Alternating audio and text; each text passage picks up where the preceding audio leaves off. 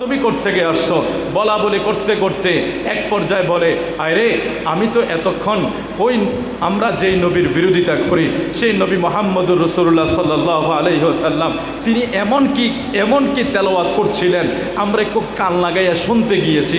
সেখানে শুনতে গিয়ে আর আসতে মন চায় না। কি এমন মধুর সুর, কি এমন সুন্দর তেলাওয়াত, কি এমন মাধুর্যতা, ভাষার ভিতরে কি শালীনতা, সেই তেলাওয়াত সেই আওয়াজ আমাদের মন কেড়ে নিয়েছে, যার জন্য রসুল আরবের হুজরার কর্নারে দাঁড়িয়ে রাত কেটে গিয়েছে কোরআন তেলাওয়াতের আওয়াজে। আপনি সেটা তো আমার মাঝে আনতে হবে, সেই অনুসরণে আমরা চলতে হবে। আমরা যদি কর্কশ হয়ে যাই, আমাদের ব্যবহার আমরা যদি অধৈর্য হয়ে যাই, তাইলে তো আমার নবীর আদর্শের ভিতরে আমরা থাকতে পারলাম না। আমরা যারা ধৈর্যের সাথে এসেছি বসেছি, আমরা অবশ্যই চিন্তা করব আমার নবীর কিছু আদর্শকে আমাদের জীবনে বাস্তবায়ন করতে। আমরা তো পারি না, কারণ আমাদেরকে শয়তান সবচেয়ে বেশি ডিস্টার্ব করে। শয়তান আমাদেরকে ডিস্টার্ব করে। আমরা এক পরীক্ষা করে আছি, পরীক্ষা করে যেহেতু আছি, শয়তান আমাদেরকে ডিস্টার্ব করবে। তো সেখান থেকে বাঁচার জন্য আল্লাহ রাস্তা দিয়েছেন, আপনি যেতে হবে রহমাতাল লিল আলামিনের রাস্তায়, যেখানে রহমত পাওয়া যায়, যেখানে শান্তি আছে, যেখানে শৃঙ্খলা আছে।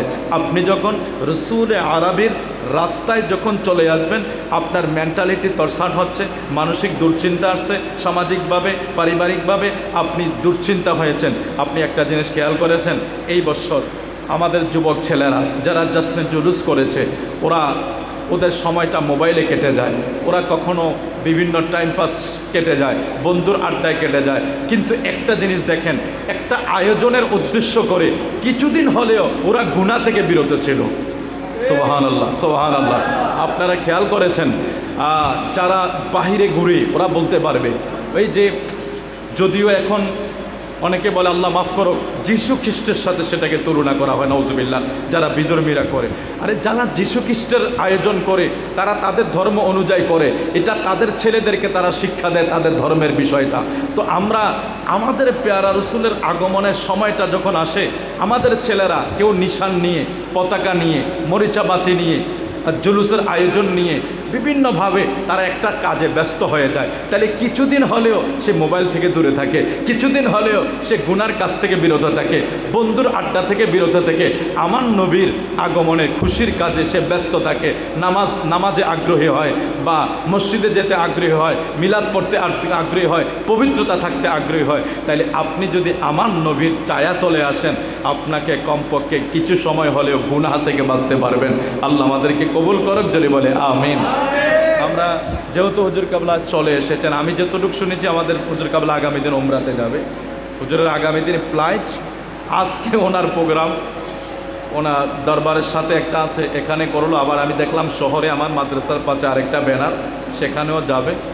তো আরও দুইটা আছে, সেগুলিতে অংশগ্রহণ করে। শারীরিকভাবে অসুস্থ হুজুর আগামী দিন আবার উমরার উদ্দেশ্যে রওনা হবে। আমরা হুজুরের কাছে দোয়া প্রার্থী, দোয়া চাই। মক্কা মদিনা আসলে যারা যায়, আপনারা বিশ্বাস করতে পারবেন না, এই যে একটা ইমোশন, একটা মানুষের যে একটা জিনিস তৈরি হয়। আমাদের আবু জাহের মোহাম্মদ শামসের সাহেব, আমাদের শ্রদ্ধাভাজন, ওনার ভাইয়ের মাধ্যমে আগে যাই নাই, একরকম ছিলাম, কিন্তু যাওয়ার পরে যখন দেখে এসেছি, আমি ঠিক মন থেকে কথাটা আপনাদেরকে বলছি, ইচ্ছে করছে যে খুব দ্রুত আবার চলে যাই। আগে কিন্তু এরকমটা হতো না। আগে হতো যে মনে যেতে পারবো না, সেটার ব্যবস্থা হবে না কখনো, ব্যয়বহুল বিষয়, যাবো কী করে। কিন্তু দেখার পরে ইচ্ছে হচ্ছে সেখানে আবার চলে যাওয়ার। এটাই এক অদ্ভুত বিষয়। সেই জায়গাগুলি এতটাই পবিত্র, এতটাই মনোমুগ্ধকর।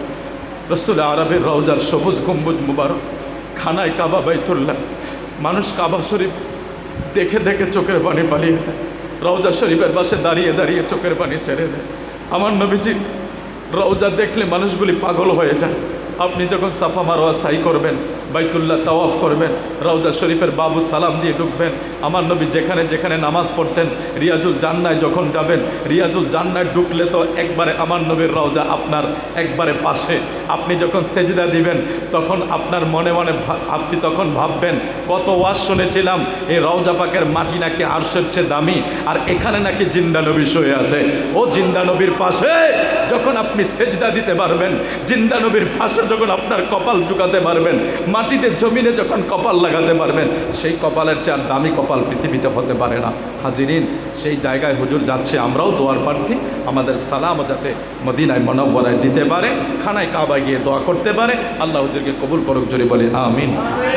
প্রচণ্ড গরম, আমি জানি খুব তাড়াতাড়ি শেষ হয়ে যাবে, যেহেতু হুজুর চলে গেছে। আপনারা যারা এদিক সেদিক আছেন, আপনারা একটু মাহফিলে চলে আসেন, আমরা দু চারটা কথা বলবো, তারপর ইনশাআল্লাহ মোনাজাতের মাধ্যমে আমাদের সব আয়োজন কমপ্লিট, মনে হয় সব কিছুই কমপ্লিট। আমি যতটুকু জানি, শুধু এখন যখন মোনাজাত হবে তখনই কমপ্লিট হয়ে যাবে। আর আমি তো এত লম্বা টাইম আপনাদেরকে রাখবো না, আমার ওয়াজ সবসময় আপনারা শোনেন, এই জন্য আমি আপনাদেরকে লম্বা টাইম রাখবো না, অল্প সময়ের ভিতরে আমরা ইনশাআল্লাহ ছেড়ে দেবো। আল্লাহ আমাদেরকে কবুল করুক, জোরে বলে আমিন।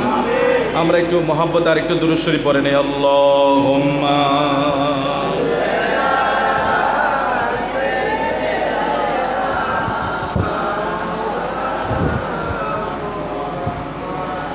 ওয়া আলা আলি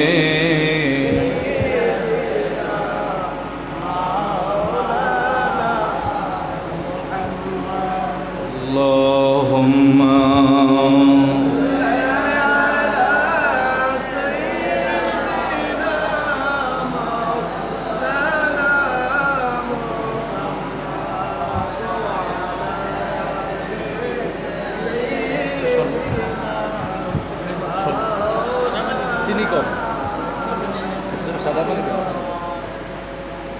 দিবানে সিকান্দরে মন গুনাহ মাফের লাগিয়া, মাফ করিয়া দিবেন তিনি রহমতের দরিয়ায়। আল্লাহুম্মা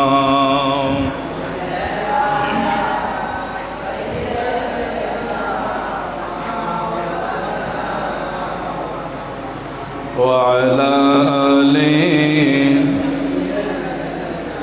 مولانا।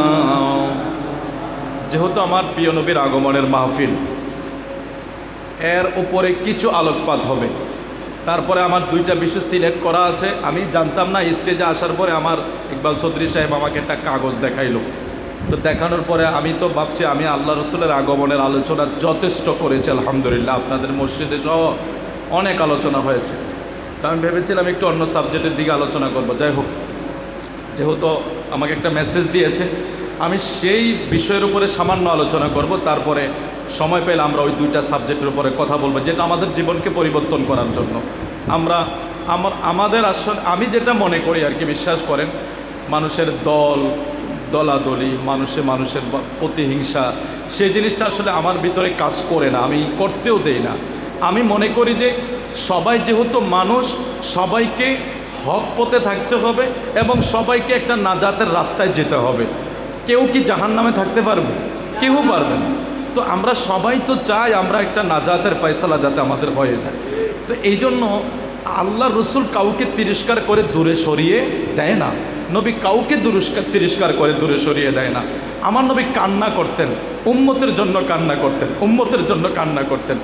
যখন কোনো আযাবের কথা আল্লাহ ঘোষণা করতেন, আমার নবী কান্না শুরু করে দিতেন, আমার উম্মতকে কষ্ট দিও না। তো আমার নবী যে এমন নবী ছিলেন, ওই নবীর উম্মত আমরা। তো আমরা চেষ্টা করব তিরস্কার নয়, আল্লাহ সবাইকে নাজাতি করুক, জান্নাত সবার জন্য আল্লাহ কবুল করুক। আমরা যাতে ওই পথে, ওই মতে আমাদের জিন্দেগিকে কাটাইতে পারি, জিন্দেগিকে সামনের দিকে নিয়ে যেতে পারি। আমরা একটা জিনিস মনে রাখবেন, কখনো এবাদত কম করেন আর বেশি করেন, এটা ভিন্ন বিষয়। আপনি কখনো মানুষের মনে কষ্ট দিবেন না, এই জিনিসটা কিন্তু সবচেয়ে বড় ডেঞ্জারাস বিষয়। সেটা কি জানেন? হয়তো আপনার ব্যবহারের কারণে, কথার কারণে মানুষ কষ্ট পেয়ে যায়, এমন কিছু কেউই করবেন না। এটা বড় একটা ডেঞ্জারাস বিষয়। কখনো মানুষের মনে কষ্ট দিবেন না। প্রয়োজনে সেখান থেকে কেটে যাবেন, যেটা আমার নবী করতেন। আমার নবী কাউকে কোনো মেসেজ দিলে সে যদি না শুনতেন, নবী সেখান থেকে চলে যাইতেন। এটা আমার নবীর আদর্শ। আল্লাহ আমাদেরকে তৌফিক দান করুক, জোরে বলে আমিন, আরও মহব্বত করে বলে আমিন। তো আমার প্রিয় নবী সাল্লাল্লাহু আলাইহি সাল্লাম শান ও মান আমরা অনেক আলোচনা শুনেছি। আমার নবীজির ইনসাফের বিষয়ে কিছু কথাবার্তা বলবো। আমার নবীর কথায়, আরে গোটা জগৎ তো আমার নবীর কথা বলে। আম্মাজান আয়েশা সিদ্দিকা রাদিয়াল্লাহু তাআলা কেউ জিজ্ঞেস করেছে আমার নবীর সম্পর্কে আপনি কিছু বলুন, তো আমার নবীর সম্পর্কে আপনি কিছু আমাদেরকে জানান, বা আমার নবী মুজেজা বা আমার নবীর চরিত্র, আমার নবীর বৈশিষ্ট্য। তো আম্মাজান আয়েশা বলছে তোমরা কোরআন শরীফের দিকে তাকাইলে তো নবীকে চিনতে পারো। সুবহানাল্লাহ, কোরআন শরীফের দিকে তাকাইলে তো চিনতে পারো। বলে কেমনে? আরে কোরআন শরীফের রন্ধ্রে রন্ধ্রে নবীর বর্ণনা আছে। আল্লাহ স্বয়ং নিজেই নবীর চরিত্রের কথা বর্ণনা করেছে। যেমন কাফেররা যখন আমার নবীকে গালি দিত, আমার নবী কিচ্ছু বলে নাই, জবাব দিত কে? জবাব দিত আল্লাহ। আপনি কি মনে করেছেন আবুল আহাবেরা আমার নবীকে মন্দ বলে? আল্লাহ সূরা নাজিল করে দেয়, তাব্বাত ইয়াদা আবি লাহাবি ওয়া তাব। আমার নবীর যখন ছেলে সন্তানরা এন্তেকাল করল, আমার নবীর যারা ছেলে সন্তান ছিল, ইব্রাহিম কাসেম নামে যারা ছেলে ছিল, ছেলেগুলি যখন এন্তেকাল করলো, তখন মক্কার কাফেররা আমার নবীকে একটা অপবাদ দিতে লাগলো যে আল্লাহ মাফ করুক, যে লেস কাটা, বা আমার নবীকে এরকম কিছু বলতে লাগলো, সন্তানহীন এরকম কিছু বলতে লাগলো। তখন আল্লাহ তারা আমার নবীকে অপবাদ দেয়, আল্লাহ আয়াত নাজিল করে তাদের জবাব দিয়ে দেয়, ইন্না আ'তাইনাকাল কাউসার ফাসাল্লি লিরাব্বিকা ওয়ানহার ইন্না শানিয়াকা হুয়াল আবতার। কাফেররা আমার নবীকে অপবাদ দেয়, আমার নবী কিছু বলে না, আল্লাহ ডাইরেক্ট জবাব দিয়ে দেয়। সুবহানাল্লাহ বলেন। ওয়ালিদ ইবনে মুগিরা সে যখন আল্লাহ রসুল সাল্লাল্লাহু আলাইহি ওয়াসাল্লামের ব্যাপারে আল্লাহ রসুলের শানে গোস্তাই করলো, বেয়াদবি করলো, আল্লাহ স্বয়ং আল্লাহর পক্ষ থেকে তার উপর 10টা, যেটা যদি আমরা গালি বলি যে আল্লাহ শান, এটা যায় না। আল্লাহ ওই ওয়ালিদ ইবনে মুগিরাকে 10টা তার ভিতরে যে দোষ আছে, এই 10টা দোষের কথা আল্লাহ বলে দিলেন। তো ওয়ালিদ ইবনে মুগিরা বলে, আমাকে যে 10টা দোষের কথা আমাদের নবী বলছে, 10টা দোষের ভিতরে 9টা আমার জানা আছে, কিন্তু একটা বিষয় আমার জানা নাই, সেটা হলো আমি যেই জন্ম নিয়েছি আমার বাবা কে, সেই বিষয়টা কিন্তু আমি শিওর না। আমার 9টা বিষয় জানা আছে। তখন তিনি 10 নম্বর বিষয়টা, সে কার সন্তান জানার জন্য অবশ্যই মায়ের কাছে যেতে হবে। সে চলে গেলেন মায়ের কাছে, মায়ের কাছে চলে গেলেন, মাকে জিজ্ঞেস করলেন, মা আমি তোমার মাথার উপরে তরবারি রেখে একটা কথা জানতে চাই। মক্কার সব মানুষ জানে রহমতের নবী কখনো মিথ্যা কথা বলে না। তো আমার 9টা দোষ আমাকে দিয়েছে, 10টা দোষ দিয়েছে, 9টার বিষয় আমি জানি, আমি 9 দোষে দোষী, কিন্তু 10 নম্বর যে বিষয়টা, আমি আমার বাবার বৈধ সন্তান না, মায়ের বৈধ সন্তান না, তাইলে এই বিষয়টা আপনি ছাড়া কেউ বলতে পারবে না, আমি আপনার গর্দান ফেলে দেব যদি মিথ্যা কথা বলেন। ওই অবস্থায় মা সত্য কথা বলতে বাধ্য হয়েছে যে বেটা, মুহাম্মদ রাসূলুল্লাহ যা বলেছে সত্য বলেছে, তোমার জন্মের ব্যাপারে যে কথাটা বলেছে এটা হক বলেছে। উতুল্লিম বাদা যালিকা জানিম, আল্লাহ আয়াত নাজিল করে দিয়েছেন, যারা নূর নবী সম্পর্কে গুস্তাখি করে তাদেরকে বলে দিয়েছে এরা কখনো বৈধ সন্তান হতে পারে। এটা কোরআন শরীফের আয়াত।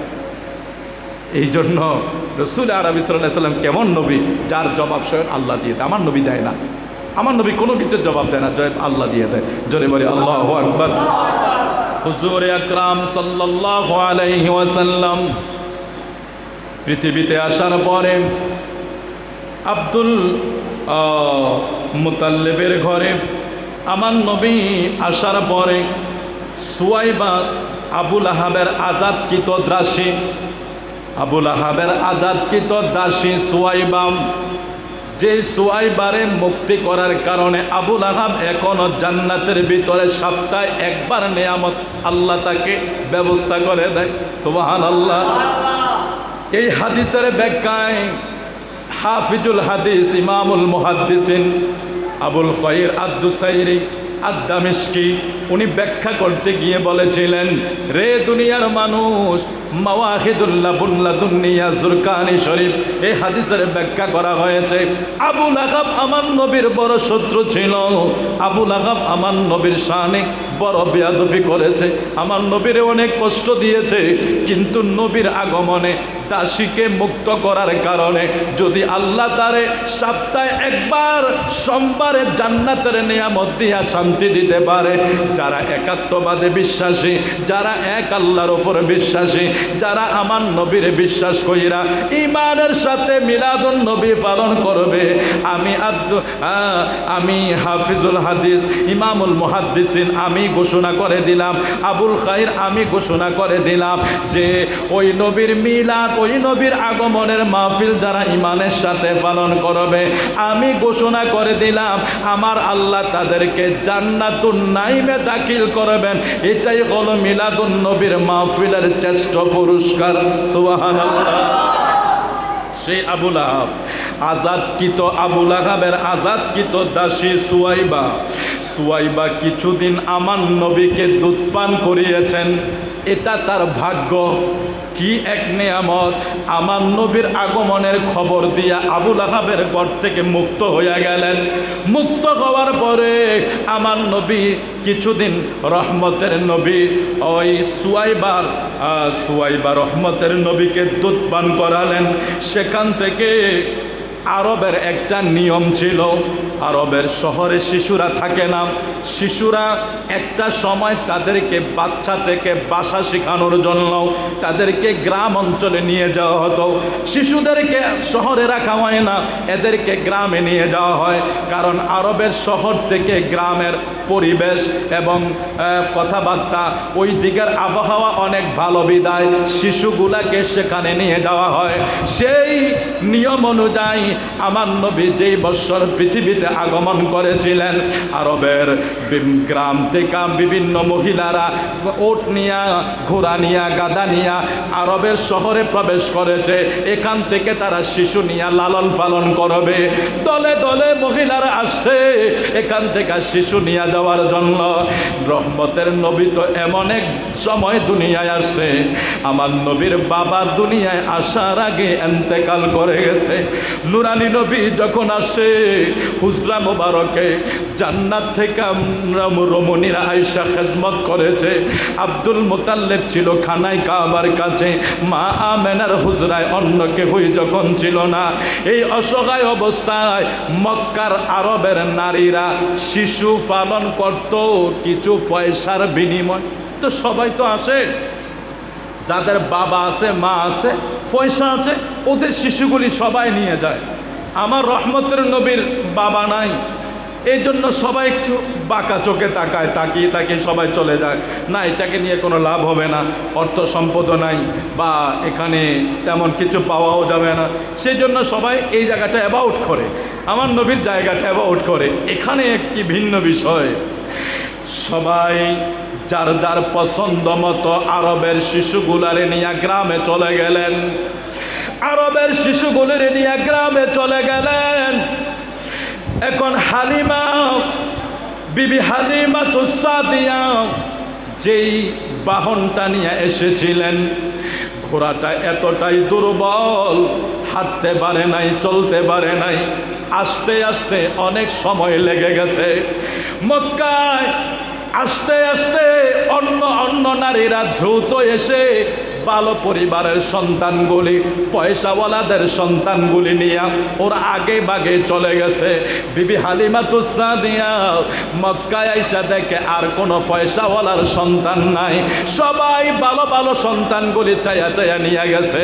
এখন যিনি আছে তিনি রহমাতাল লিল আলামিন, তিনার বাবা নাই, তিনার মা এবং দাদা খাজা আব্দুল মুতাল্লিব তিনি এমন জায়গায় এসেছেন সবাই দেখে এখান থেকে কিছু পাওয়া যাবে না। বিবি হালিমা তুসাদিয়া স্বামীর সাথে পরামর্শ করলেন কি করা যায়। সবাই তো ভালো পরিবারের সন্তানগুলি নিয়ে গেছে, সবাই সেখান থেকে কিছু না কিছু পাবে, আমরা কি পাবো আর আমরা কাকে নিয়ে যাব? হালিমা তুসাদিয়া আমার নবীর হুজরা মুবারকে প্রবেশ করতে দেরি, নবীজির নূরানি চেহারার দিকে তাকাইয়া বিবি হালিমা তুসাদিয়া বলে, স্বামী রে, আমার মনে হয় আমার এই সন্তানে আমার ভাগ্য পরিবর্তন করবে। জোরে কোন সুবহানাল্লাহ। সবাই চলে গেছে ভালো ভালো শিশুদেরকে নিয়ে, যাদের পয়সা আছে। যা এখন আমরা করি এটা স্বাভাবিক, পয়সা থাকলেই তো আমাদের সব মূল্যায়ন থাকে, পয়সাওয়ালারাই তো সব জায়গায় দাওয়াত পায়। কবর খোঁড়ার সময় গরিব মিসকিনরে দিয়ে কবর খোঁড়ানো হয়, আর যখন অনুষ্ঠান করি বড় বড়, সেখানে ভিআইপি ছাড়া দাওয়াত হয় না। সেটা আমরা করি। তো এখন আমাদের এই হলো বৈষম্য, আর কি বোঝেন না, এই হলো আমাদের বৈষম্য। আমরা কবে মানুষ হব আল্লাহ জানে, কবে মানুষ হব আল্লাহ জানে।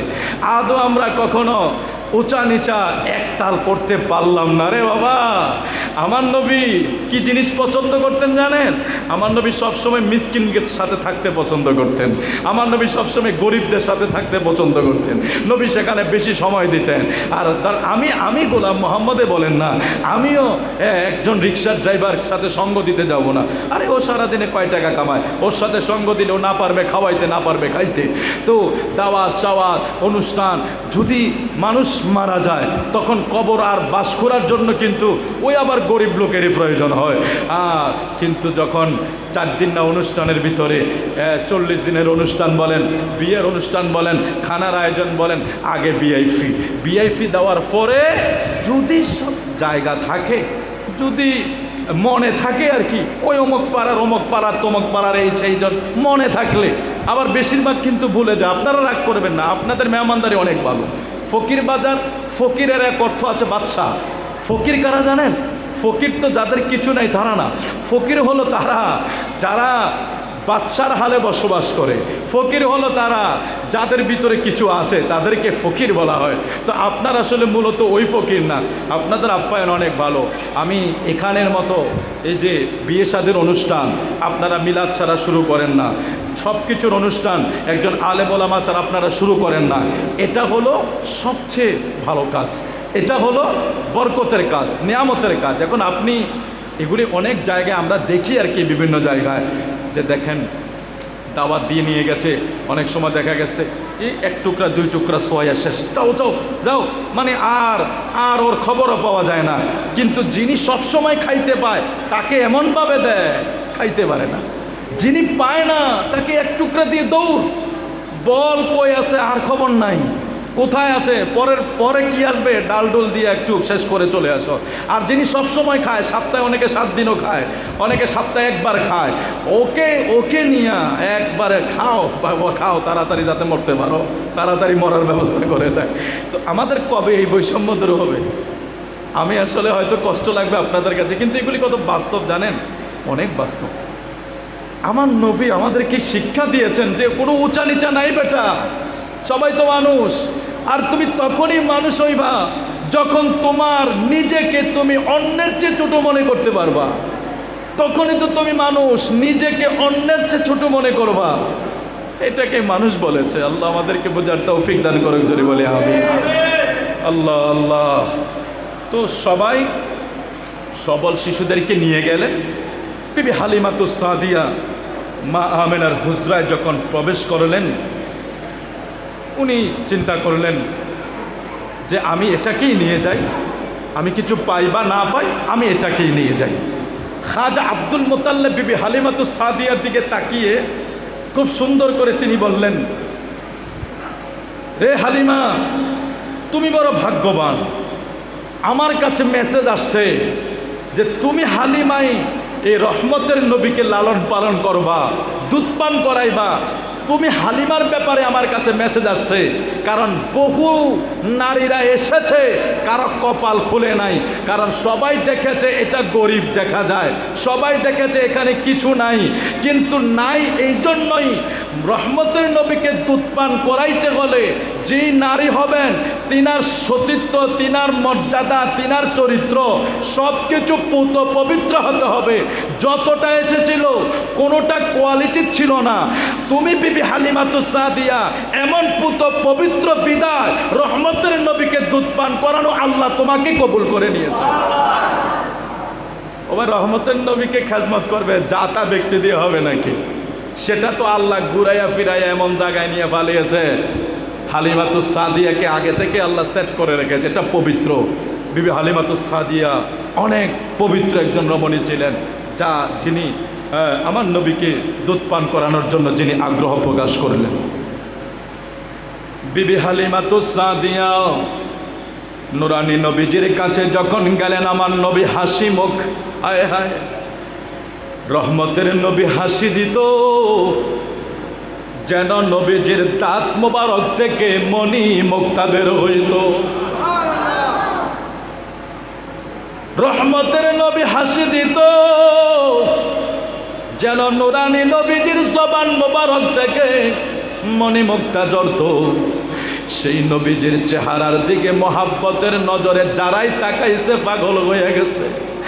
আম্মা জান আয়েশা সিদ্দিকা রাদিয়াল্লাহু তাআলা আনহা আমার নবীজিকে সুতা কেটে দেয়, নবীজি জুতা মোবারক নালাইন শরীফ সেলাই করে। আমার নবী কাজ করতে করতে কপাল মোবারকটা ভাঁজ পড়ে গেছে, ঘাম মোবারক গুলি জমিনে টপকায়া টপকায়া পড়ে।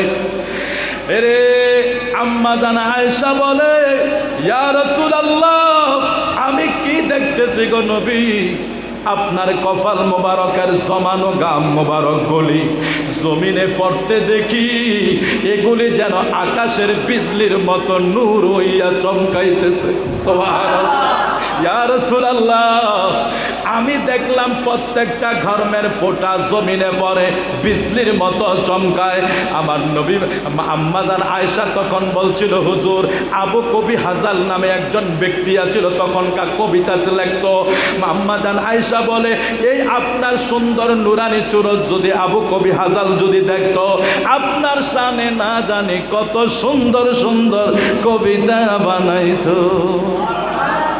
রহমতে আলম নূরে মুজাসসাম সাহাবীরা তোর বানায় ওই নবীজির ঘাম, সাহাবীরা তোর বানায় ওই নবীজির ঘাম। বলেন রহমতে আলম নূরে মুজাসসাম সাহাবীরা তোর বানায় ওই নবীজির।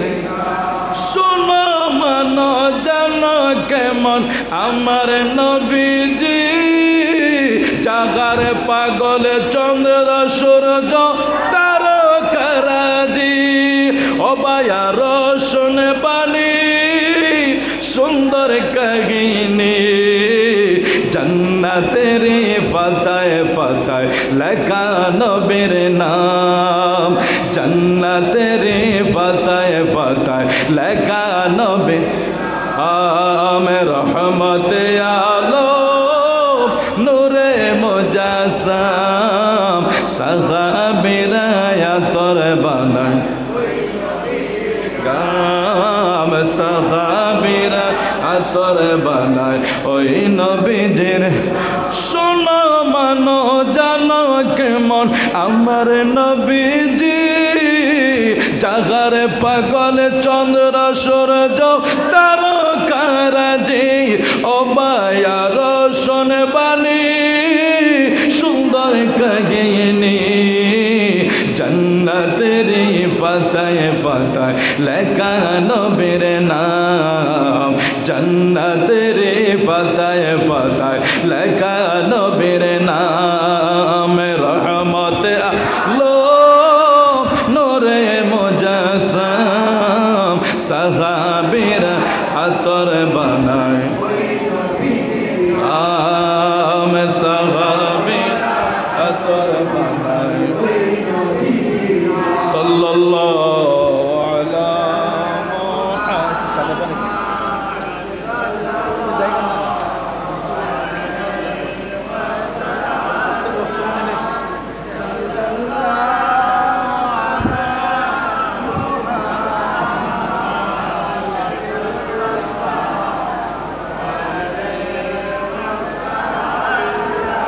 अपने मौला का प्यारा हमारा नबी, दोनों आलम का दुल्हा हमारा नबी सल्लल्लाहु अलैहि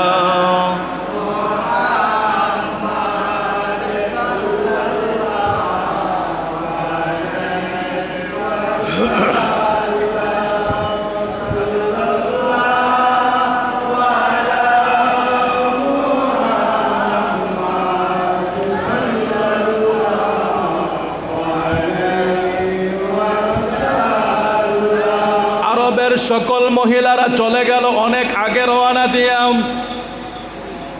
এদের বাহনগুলি অনেক শক্তিশালী, ভালো ভালো পয়সাওয়ালা পরিবারের সন্তানগুলি নিয়ে তারা মক্কা ত্যাগ করে চলে গেল বহু আগে।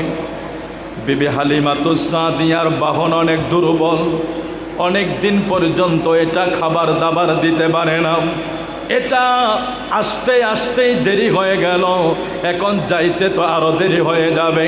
রহমতের নবীর হুজরার ভিতরে প্রবেশ করে মা আমেনা থেকে আমার পেয়ারা নবীকে দুধ পান করাবার জন্য বিবি হালিমাতুস সাদিয়া তার যানবাহনের ভিতরে আমার প্রিয় নবীকে যখন উঠাইলেন, প্রিয় নবীকে যখন যানবাহনে উঠাইলেন, এখানে একটা বর্ণনা পাওয়া যায় প্রিয় নবীকে যানবাহনের পিছনে যখন বসানো হলো, যানবাহন সামনে বসে না, সামনে হাঁটে না, সামনে চলে না। যখন আমার নবীকে সামনে বসানো হলো, এমনি যানবাহন চলা শুরু করেছে। জোরে কোন সুবহানাল্লাহ। ওই আরবের মহিলারা বহু আগেই চলে গেছে। বিবি হালিমাতুস সাদিয়া খুঁজতে খুঁজতে অনেকক্ষণ পরে আমার নবীকে নিয়ে রওনা হয়েছে। অনেক পরে রহমতের নবী যেই মাত্র ওই ঘোড়ার উপরে আরোহণ করছে, ঘোড়া যখন হাঁটতে শুরু করছে, বিবি হালিমাতুস সাদিয়া দেখে ঘোড়া যেন হঠাৎ করে যেন সুস্থ হয়ে গেল।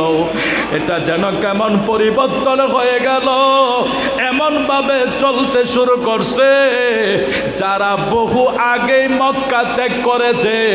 বিবি হালিমাতুস সাদিয়া ওই ঘোড়াগুলিকে অতিক্রম করতেছে। কি আশ্চর্যের বিষয়! সবাই আগে চলে যাওয়ার পরেও রহমতের নবী অনেক পরে রওনা হয়েছে বিবি হালিমাতুস সাদিয়ার সাথে, কিন্তু নবী রওনা হইয়া নবীকে নিয়ে যাইতেছে। রাস্তার প্রতিমধ্যে যাইতে দেখে যারা বহু আগে রওনা দিয়েছে ব্যক্তিগুলা পিছে পড়ে গেছে। আমার নবী যেই ঘোড়ার ভিতরে উঠেছে ওটা বহু আগে চলতে শুরু করছে।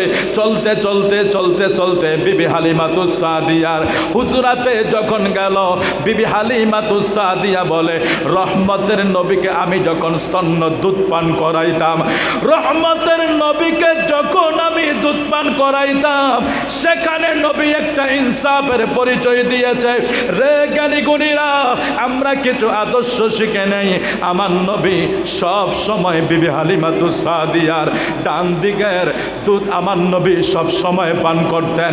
আমার নুরানি নবীকে কখনো বাম দিকে বিবি হালিমাতুস সাদিয়া দুধ পান করাইতে পারতেন না, কারণ ওই সময় হালিমাতুস সাদিয়ার একজন সন্তান ছিল, যেটা ছিল আমার নবীর দুধ ভাই। ওই দুধ ভাই থাকার কারণে আমার নবী কখনো কখনো দুধ ভাইয়ের হক নষ্ট হয়ে যাবে বিদায় নবী কখনো বাম দিকে দুধ পান করেন নাই। সব সময় নবী ডান দিকে দুধ পান করতেন। ওই সময় নবী জানান দিয়েছে হক নষ্ট করা যাবে না, ইনসাফের সাথে কাজ করতে হবে। আমি যেখানটা আমার হক এটা আমি পান করব, বাম দিকে আমি পান করব না, কারণ সেখানে বিবি হালিমাতুস সাদিয়ার একজন সন্তান আছে, ওটা তার হক, তাকে দিতে হবে। কি আশ্চর্যের বিষয়! আজকে ওয়াজ শুনে যদি আমরা চলে যাই, ইনসাফ দেখছেন নবী কখন থেকে শুরু করেছে? আমার নবী কখন থেকে ইনসাফ শুরু করেছে? আল্লাহু আকবার কাবীর। আমার নবী সব সময় বিবি হালিমাতুস সাদিয়ার ডান দিকে দুধ পান করে, বাম দিকে আসে না। তো রহমতের নবী তখন ইনসাফ প্রতিষ্ঠা করছে জগতের ভিতরে, যে খবরদার বেইনসাফি হইও না, ইনসাফ রাখো, ইনসাফের সাথে চলো, ইনসাফ প্রতিষ্ঠা করো। জাতি কষ্ট পাবে না, মানুষ কষ্ট পাবে না, দেশ কষ্ট পাবে না, যদি একমাত্র আমাদের কাছে ইনসাফ থাকে। আমার নবী শিক্ষা দিয়েছে কোন জায়গা থেকে, যে না, আমার একজন দুধ ভাই আছে, যেটা বিবি হালিমাতুস সাদিয়ার নিজ একজন সন্তান আছে, ওই সন্তান তার দুধ পান করতে হবে। সুতরাং আমি হালিমাতুস সাদিয়ার, আমি যদি আমার ভাইয়ের হকটাও খেয়ে ফেলি, আমি তো বেইনসাফি করে ফেললাম, আমি সেটা করব না। আমার ভাইয়েরটা আমি রেখে দিলাম, আমারটা আমি পান করব, আমার ভাইয়েরটা আমার ভাই পান করবে। আমার নবী ওই শিশু অবস্থায় বিবি হালিমাতুস সাদিয়ার ঘরে গিয়ে গোটা জগৎকে মেসেজ দিয়ে দিয়েছেন যে ইনসাফ প্রতিষ্ঠা করো, ইনসাফের সাথে চলো, কেউই কারো হক মেরে খাইও না। আল্লাহু আকবার বলেন। দেখছেন, কেউই কারো হক মেরে খাইও না। হক যদি মেরে খাও, সেই হকের বিষয় কি হবে? সব কিছু মাফ হবে, পরের হক আল্লাহ তোমাকে মাফ দিবে না। আমার নবীর সেখানে, আমার নবী ইনসাফটা শিক্ষা দিয়েছে এই জন্য যে কারো লাইল কেউ ঠেইল না, কারো কিছু কেউ দখল কইরো না, জোর করে কারো জিনিস তোমার করে নিও না, জোর করে কারো জিনিস তোমার নামে দলিল করে নিও না, মিচামিচি সম্পদ দখল কইরো না, মিচামিচি তুমি মানুষের কিছু ভোগ কইরো না, তোমার যা তুমি তাই ভোগ করো, তোমার আওতাধীনে, তোমার হালালে, তোমার দলিলে যা আছে তুমি তাই করো, অন্যেরটা ভোগ করিও না। যা আমরা বর্তমান বিশ্বে ইনসাফ না থাকার কারণে আমাদের উপরে গজব আসতেছে, আমাদের উপরে গজব আসতেছে, একের পর এক গজব, বন্যা আসে, প্রচণ্ড গরম আসে, প্রচণ্ড তুফান আসে। আপনারা খেয়াল করেছেন যে মানুষ কি পরিমাণ টাকা লাগবে চলতে, হাজার হাজার কোটি টাকা পাচার করে দিল, হাজার হাজার কোটি টাকা ধ্বংস করে দিল। এদিক দিয়ে গরিব একবেলা ভাত খাইতে পারে না, আরেকজনে হাজার হাজার কোটি টাকা পাচার করে দিল, টাকা বস্তায় বস্তায় ভরে দেশ থেকে ছাড়িয়ে দিল। এদিক দিয়ে আমার দেশের মানুষ কষ্ট পাচ্ছে। ও ভাই, একটা মানুষ চলতে কয় হাজার কোটি টাকা লাগে? এখন টাকা কোথায়? এখন তুমি কোথায়? এখন তোমার ক্ষমতা কোথায়? এখন তোমার পাওয়ার কোথায়?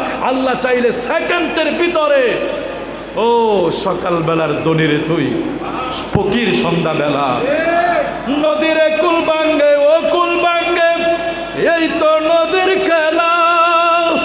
আরে সকালবেলার দনিরে তুই ফকির সন্ধ্যাবেলা, ওরে সকালবেলার দনিরে তুই ফকির সন্ধ্যাবেলা, নদীরে কুল ভাঙ্গে, ও কুল ভাঙ্গে, এই তো নদীর খেলা, যা আমরা দেখি। সুতরাং আজকে যদি আমার নবী যেই বয়স থেকে ইনসাফ শিক্ষা দিয়েছেন, সেই ইনসাফের সাথে যদি আজকে আমাদের সমাজ বলেন, রাষ্ট্র বলেন, পারিবারিক সামাজিক সব কিছু, ভাইয়ের হক ভাই মেরে দেয়, ভাইয়ের হক বোনে মেরে দেয়, বোনের হক ভাই মেরে দেয়। ও ভাই, মাকে নিয়ে যায় বুঝিয়ে বাজিয়া, মা একটা গ্যাসের লাইন আনবো, একটা বাস্তব কথা বলতেছে, মাকে বলছে মা একটা গ্যাসের লাইন আনবো, তুমি কিছু কাগজের ভিতরে টিপ দিতে হইব, টিপটা তো তখন আসল, তো টিপ দিতে হইব। মাকে নিয়ে গেছে, মা তো সরল মানা, সব টিপ আস্তে ধীরে সব দিয়ে দিছে। দিয়া দেওয়ার কয়েক বছর পরে এবার আরেক ভাই বা বোনে যখন জাগার জন্য গেছে, কি লেগেছ? জাগার লেগা, দলিল দেখা, দলিল, দলিল আবার এটা আমার মায়ের জায়গা, কই তো আমার কাছে দলিল আছে, সব জায়গা আমার। নওজুবিল্লাহ বলেন। হাজারো ঘটনা এরকম, হাজারো ঘটনা এরকম। আমরা মাঝে মাঝে আমাদের ডিসি অফিসে আমরা অনেক মিটিং করতাম, বিভিন্ন কারণে আমাদের মিটিং করা লাগতো, আমাদেরকে ডাকাইতো, যেহেতু শহর কেন্দ্রিক অনেক আলেমুল আমাদেরকে দেশের অরাজকতা, দেশের এই আপনারা এটা বলেন, আপনারা ওইটা বলেন, যতটুক বা আপনারা শান্ত করেন, এই বলেন সেই বলেন, ডাকানো হতো। তো তখন আমাদের যারা বক্তৃতা দিতেন, যারা ডিসি ছিলেন, তারা তখন বলতেন যে আমরা দেখি যে ভাইয়ের হক বোনে, বোনের হক ভাইয়ে মেরে দেওয়ার সংখ্যাটা এত পরিমাণে বেশি, কিন্তু আশ্চর্যের বিষয় হলো এই সম্পদগুলি যিনি ওই আরেকজনেরটা মেরে বেইনসাফি করে, আরেকজনের সম্পদ মেরে যখন নিজের করে নিল, সে কি আদৌ চিন্তা করেছে তার ছেলেটা এই জায়গায় বসবাস কইরা ছেলেটা কখনো তার কবরের পাশে যাবে? পরের সম্পদ খাইয়া ছেলেও তো কখনো কবরমুখী হবে না, কারণ তার ভিতরে তো হারাম প্রবেশ করেছে। এ ভাই, আজকে আমি এখান থেকে আপনাদেরকে এইটুকু জানান দিতে চাচ্ছি, আপনারা অনেক ইনসাফওয়ালা, আমি জানি আমার নবী কি ইনসাফ শিক্ষা দিয়েছে। আমার নবী ডান দিকের দুধ পান করে বাম দিকে যায় না। আমার নবী মেসেজ দেয়, খবরদার বেইনসাফি কইরো না, তোমার যা তুমি তাই ভক্ষণ করো, তোমার যা আছে তাই তুমি শুকরিয়া আদায় করো, অন্যেরটা জোর করে দখল কইরো না, অন্যেরটা জোর করে তোমার করে নিও না। বাঁচবা কতদিন, খাইবা খাইবা কিভাবে খাইবা? ওরে ভাই, সম্পদগুলি জায়গায় পড়ে থাকবে, সম্পদ কিন্তু ঠিকই দখল করলাম, কিন্তু খেয়ে যেতে পারবো কিনা সেটার গ্যারান্টি কিন্তু আমি আর আপনি দিতে পারবো না। আমরা সম্পদ নিজের করে নিতে পারবো, আমরা আত্মসাৎ করতে পারবো, আমরা দেশের হাজার হাজার কোটি টাকা মেরে দিতে পারবো, কিন্তু কখনো নিজের খেয়ে যেতে পারবো সেটার গ্যারান্টি আমরা দিতে পারবো না। কারণ আজরাইল যখন চলে আসবে 1 সেকেন্ডেরও গ্যারান্টি নেই। মাওলা তুমি আমাদেরকে পরিবর্তন করে দাও, তুমি আমাদের মনকে আখেরাতমুখী করে দাও। আমরা স্বাভাবিক সাধারণভাবে বাঁচতে চাই, আমাদের আলিশান দরকার নাই, আমরা হক হালালের উপরে থাকতে চাই। আল্লাহ কবুল করুক, জোরে বলি আমিন। আরেকটু জোরে বলি আমিন।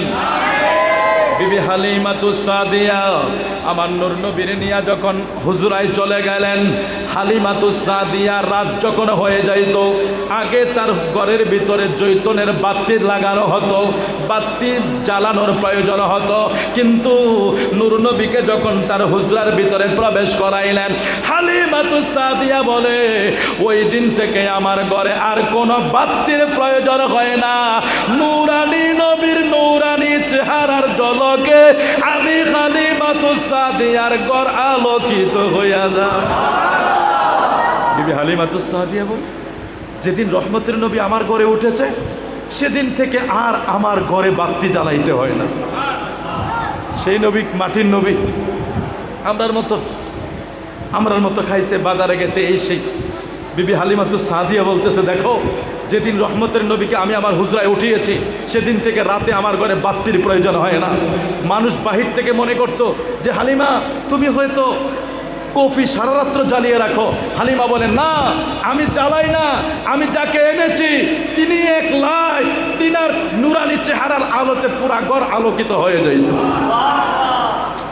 রহমতের নবীর সেখানে আগমনের কারণে হালিমাতুস সাদিয়া এতদিন তার বকরিগুলা বড় দুর্বল ছিল, দুধ দেয় না, সবগুলি শুকাইয়া যাইত, দুধ দেয় না, খাবার খায় না। বিবি হালিমাতুস সাদিয়া যেদিন আমার নবীকে নিয়ে গেলেন সেদিন থেকে তার বকরিগুলা এত পরিমাণে দুধ দেওয়া শুরু করলো, বকরিগুলো মোটা তাজা হইতে শুরু করলো। মাঠে খাইতে গেল ভালোভাবে খায়, দুধ দিতে গেল অনেক ভালোভাবে পাত্র ভরে দুধ দহন করতে পারে। ওই তায়েবের আশেপাশের মানুষগুলি সবাই বলে, আমাদের বকরিগুলো তো দুধও দেয় না, খাবারও খায় না, হালিমাতুস সাদিয়ার বকরিগুলো এত দুর্বল থাকার পরে কেন সবল হইয়া গেছে? এত দুর্বল থাকার পরে কিভাবে সবল হইয়া গেছে? আশেপাশের সবাই বকরির পালগুলি লইয়া হালিমাতুস সাদিয়ার বাড়ির পাশে চলে আসে আর ডাক দেয়, হালিমা রে, তুমি এই বরকত কই পাইলা? তোমার যানবাহন বড় দুর্বল ছিল, তোমার ঘর বড় অভাবে ছিল, তোমার বকরিগুলা বড় শুকনা ছিল, দুর্বল ছিল, যেখানে তুমি দুধ খাওয়াইতে পারো নাই, এগুলিকে খাবার খাওয়াইতে পারো নাই, তুমি কি বরকত নিয়ে আসলা? কি তোমার ঘরে তুমি নিয়ে আসলা যেটার কারণে তোমার ঘর উজ্জ্বল হইয়া গেছে?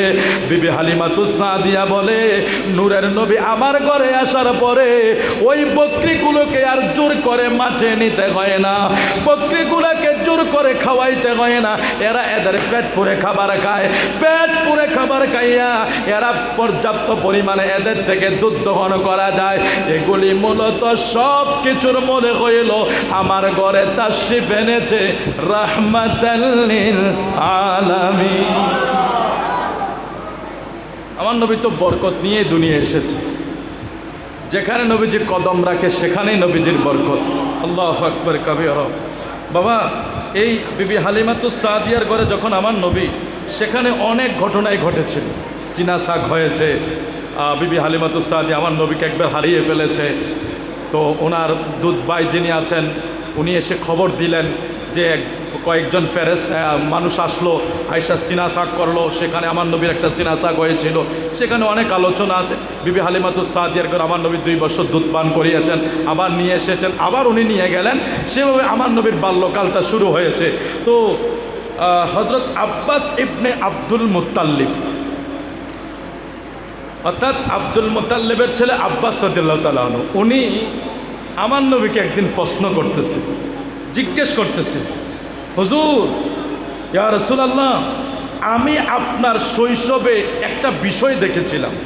অর্থাৎ আব্বাস তো আমার নবীর চাচা, তো তখন তো ওনারা আমার নবীর সব কিছু দেখেছেন, আমার নবীর ছোট অবস্থায়। তো আব্বাস রাদিয়াল্লাহু তাআলা আনহু আমার নবীর শৈশবের একটা বিষয় ওনাকে প্রশ্ন করছে। আব্বাস বলছে, হুজুর আপনি যখন শিশুকাল ছিলেন, আপনি যখন দুলনার ভিতরে ছিলেন, দুলনায় থাকা অবস্থায় আপনার আঙ্গুল মোবারকগুলি এইভাবে আপনি লাড়তেন কেন? আপনি কেন উপরের দিকে তাকায়া তাকায়া হাসতেন? আপনি কার দিকে তাকায়া হাসতেন? আর আঙ্গুল মোবারক কেন এইভাবে দুলনায় বৈশা লড়াইতেন? পৃথিবীর বাচ্চারা যখন হয়, আরবের বাচ্চারা জন্ম নিলে আরবের বাবারা তাদের সন্তানের জন্য পুতুল কিনে দিত, খেলনা কিনে দিত, তাদের আনন্দ দেওয়ার জন্য কত জিনিস বাবারা কিনে দিত। আমার নবীর বাবা, নবী পৃথিবীতে আসার 6 মাস আগেই নবীর বাবা ইন্তেকাল করেছে, তাইলে আমার নবীরে কে খেলনা কিনে দিবে? আমার নবীরে কে শিশু অবস্থায় এই আদর যত্নটা করবে? ওই আব্বাস আমার নবীরে প্রশ্ন করছিল, হুজুর আমি দেখেছি আপনার শিশুকালে দুলনার ভিতরে আপনারে যখন শোয়াইতো আপনি আঙ্গুল মোবারক দিয়ে শুধু ইশারা করতেন, আর কেন জানি আপনি মুস্কি মুস্কি হাসতেন। এটার দৃশ্যটা কি আপনি আমাকে এখন বলতে পারবেন না? আমার পেয়ারা রাসূল বলে, চাচা আমি যখন আঙ্গুল মোবারক ইশারা করতাম, আজ ছোট্টকালে আরবের শিশুরা তাদের বাবার খেলনা দিয়া তারা খেলতো। আমার তো বাবা ছিল না, কে আমারে খেলনা কিনে দেবে? ওই আমি দুলনার ভিতরে বৈশা বৈশা খেলনার জন্য যখন আক্ষেপ করতাম, আমার আল্লাহ চন্দ্রটারে আমার সামনে ঝুলাইয়া দিত। আমি আঙ্গুল মোবারক দিয়া ইশারা কইরা যেই দিকে চন্দ্রের ইশারা করি চাঁদ ওই দিকে ঘুরে, যেই দিকে চাঁদরে আমি ইশারা করি ওই দিকে চাঁদ ঘুরে, চাঁদ ঘুরে আমি আঙ্গুল ঘুরাই, চাঁদ ঘুইরা ঘুইরা আমি শিশু নবীরে চাঁদ ওই সময় খেলনা হিসাবে আমাকে আনন্দ দিয়েছে। সুবহানাল্লাহ। চাচা আরো শুনবেন নি, আমি ওই অবস্থায় শিশু অবস্থায় আমি শুনতে পাইতাম আরশের নিচে চন্দ্র সূর্য যখন সেজদায় পড়তো সেই আওয়াজ পর্যন্ত আমি দুলনায় থেকে শুনেছি। চাচা শুধু চাঁদ আমার সাথে খেলা করে নাই, আমি তো আঙ্গুল লড়াইতাম, চাঁদ আমার আঙ্গুল মোবারকের সাথে ঘুরতো। আমি এদিকে দিলে চাঁদ এদিকে আসে, ওই দিকে দিলে ওই দিকে যায়, কারণ আল্লাহ বলে দিয়েছে চাঁদরে আমার নবীর বাবা নাই, আমার নবীর বাবা থাকলে নবীরে খেলনা কিনে দিত, শিশু নবীরে কে আনন্দ দিবে? এ চাঁদ তুই খেলনা হইয়া যা, রহমতের নবী আঙ্গুল মোবারক যেই দিকে ঘুরায় তুইও সেই দিকে ঘুরা আমার নুরানি নবীরে আনন্দ দে। ও চাচা শোনেন, ওই সময় আমি দুলনার ভিতরে বৈশা চন্দ্র সূর্য যখন আরশের নিচে আমার আল্লাহরে সেজদা দিত, ওই সেজদার আওয়াজ পর্যন্ত আমি দুলনার ভিতরে বৈশা শুনতে পাইতাম। সুবহানাল্লাহ। সেই রহমতের নবীর বাল্যকাল আমার নবীর যখন শুরু হয়েছে, সেখান থেকে আস্তে আস্তে আস্তে আস্তে পেয়ারা রাসূল হিলফুল ফুজুর সংগঠন করলেন। নবীজি মক্কার ভিতরে এমনভাবে আমার নবীজির চালচলন শুরু হয়ে গেলেন। নবীর আদর্শের কথা আজকেও আমরা জুমাতে অনেক আলোচনা করেছি। নবীজির 25 বছর 26 বয়স যখন হলো, তখন মা খাদিজাতুল কুবরার ঘরে, মা খাদিজাতুল কুবরা তার আগেও আমার নবী চাচার সাথে আমার নবীকে ব্যবসা করার সঙ্গী হিসাবে বানিয়ে যখন ব্যবসার উদ্দেশ্যে রওনা হয়েছেন, তখন আমার নবীর শিশুকাল, কেউ বলে 10 বছর 12 বছর। ওই সময় অনেক ঘটনা ঘটেছে। ওই যে যারা পাদ্রী ছিল, যারা ইহুদি ছিল, তারা আমার নবীকে দেখে চিনে ফেলেছে। আমার নবী যেখান দিয়ে হাঁটে মেঘের মালা ছায়াদান করে, যেখানে নবী বসে সেই জায়গা সজীব হয়ে যায়। তো ওরা পরীক্ষা নিরীক্ষা করে দেখলো তাওরাত ইনজিলে যেই নবীর কথা লেখা আছে ইনি সেই শেষ নবী। তখন আমার নবীর ব্যাপারে সতর্ক করে দিলেন মক্কাবাসীকে, খবরদার এই নবীর উপর যাতে কেউ আঘাত না করে, কারণ ইনি রহমাত লিল আলামিন। আমার নুরানি নবীজির সেই আগমন হতে শুরু করে আমার নবীজির জিন্দেগি 23 বছরের জিন্দেগি, 40 বছর পরে নবী নবুয়তের কাজ শুরু করলেন, তারপর আমার নবী দাওয়াতের কাজ শুরু করলেন, আমার নবী অনেক যুদ্ধ করলেন। 23 বছরের জিন্দেগিতে আমার নবী গোটা কুল কায়নাতের ভিতরে লা ইলাহা ইল্লাল্লাহর ধ্বনি উড়িয়ে দিলেন, মানুষের ভিতরে পৌঁছিয়ে দিলেন। ইনি হলেন রহমাতাল লিল আলামিন, যার কোনো তুলনাই হয় না। সেই নবীর আদর্শে আমরা যাতে আদর্শবান হতে পারি, আল্লাহ কবুল করুক, জোরে বলে আমিন। সালাতুন ইয়া রাসূলুল্লাহ